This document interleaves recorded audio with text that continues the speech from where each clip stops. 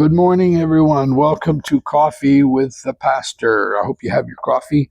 You all set? This is just a few minutes this morning, just to kind of give you a little wake up, a little jolt of Jesus in your with your coffee. Colossians 3 verse 8 says this: But now you yourselves are put off all these things: anger, wrath, malice, blasphemy, filthy language out of your mouth.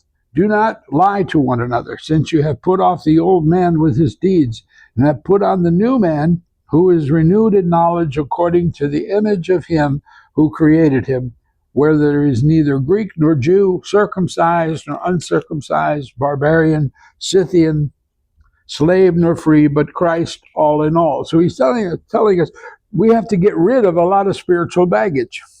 God can't move if we're full of the world and the way the world operates.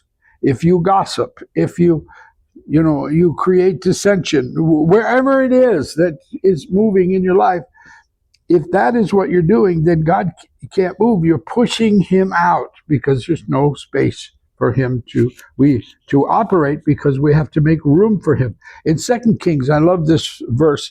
In 2 Kings 4, the Shunammite woman makes room for Elisha the prophet.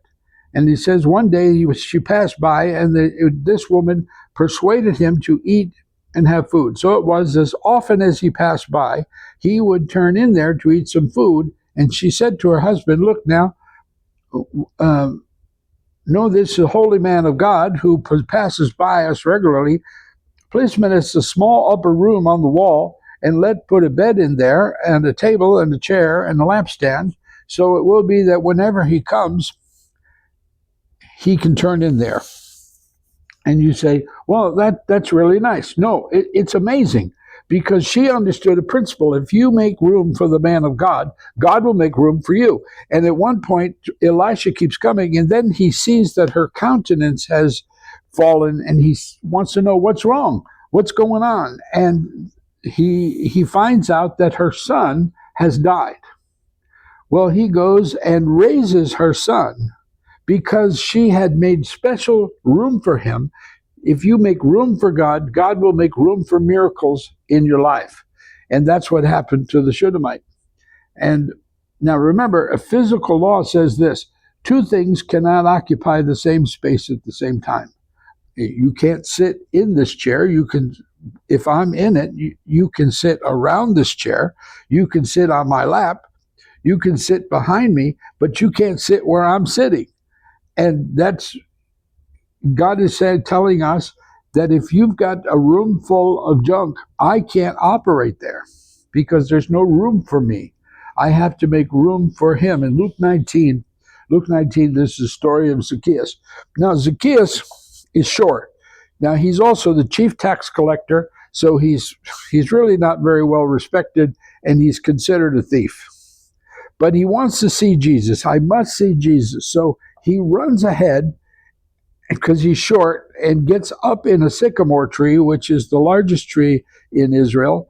And he's up there watching, and Jesus goes by and notices him up in that tree.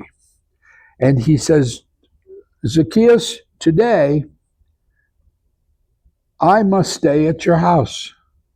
Today I must stay at your house." Now, when he comes there, of course, the Pharisees and the religious people are criticizing him because he's having lunch with a sinner. But Jesus always reminds us that he came to save the lost, not to win back those that are not lost. And so he says, when he sees it, he says, "Lord, look, I'll give half of my goods to the poor. And if I've taken anything from anyone by false accusation, I'll restore fourfold." And Jesus said to him, "Today salvation has come to this house because of repentance, because he is also a son of Abraham. For the Son of Man has come to seek and to save that which was lost." I love this because it says, "Today I must stay at your house." This is Jesus saying, you're going to make room. And Zacchaeus makes room by getting rid of a lot of his riches and his guilt and his shame, and allows Jesus to come and reside in his house. Will you let Jesus reside in your house? God bless you. See you again next time.